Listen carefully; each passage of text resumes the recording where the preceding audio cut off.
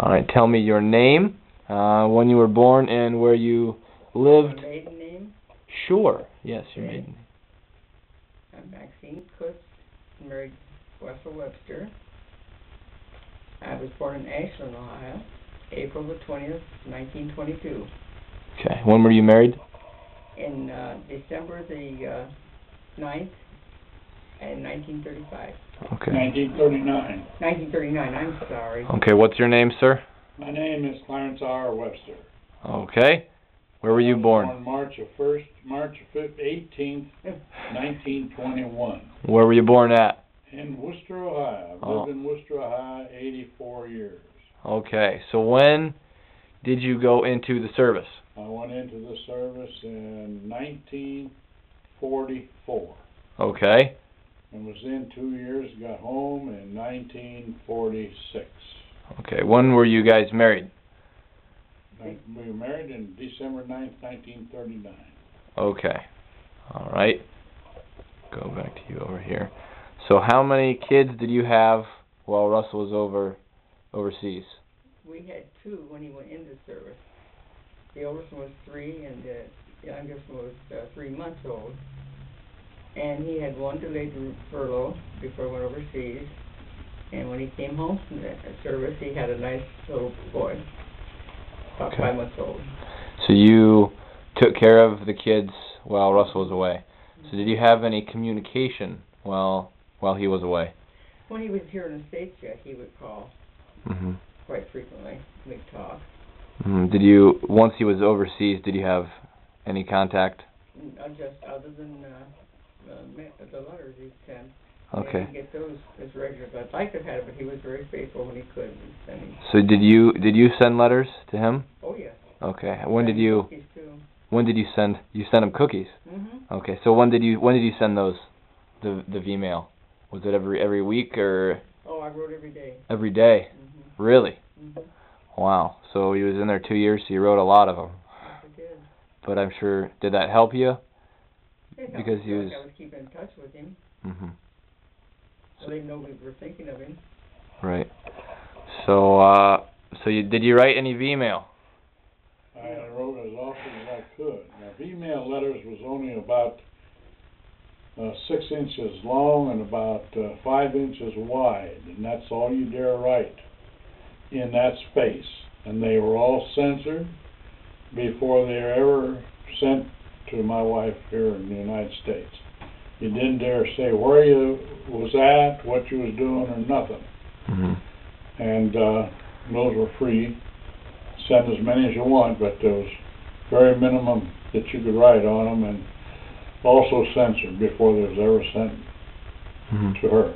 So what did you?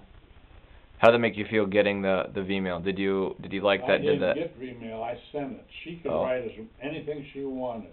Did you get that? Oh, yes. Okay. So did you? She wrote quite often. Was that helpful for you being away from her? Oh, yes. Yeah, did that? I know what she was doing at all times, and it was company. Good. Let's go back to you here. So how was it having a husband overseas and having two young children? You said you had something that really helped you out.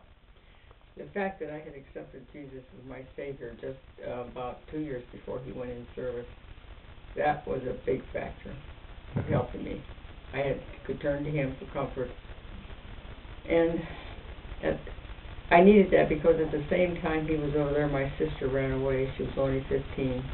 And we had no way of knowing where she was at. And that was another hard blow to go through.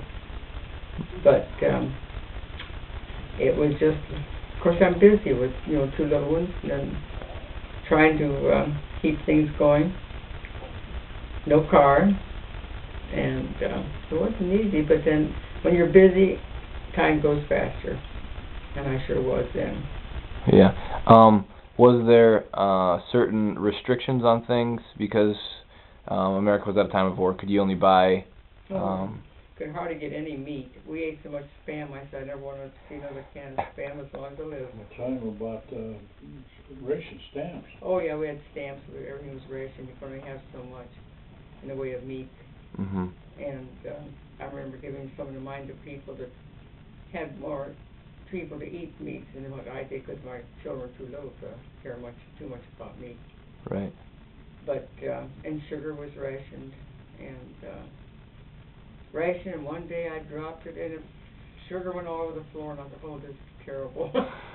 I spoke up too. And did you use it again? Yes, I Yeah. did. I said, I think, if I remember correctly, and used it over again, because that was very valuable. Yeah, yeah.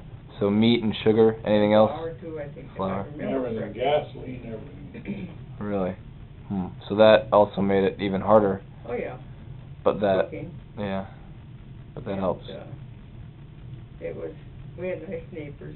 I remember one neighbor, they'd bring over a meal one time, and I appreciate that so much. I was carrying another child at the time, and it was just nice to have somebody care. Mhm.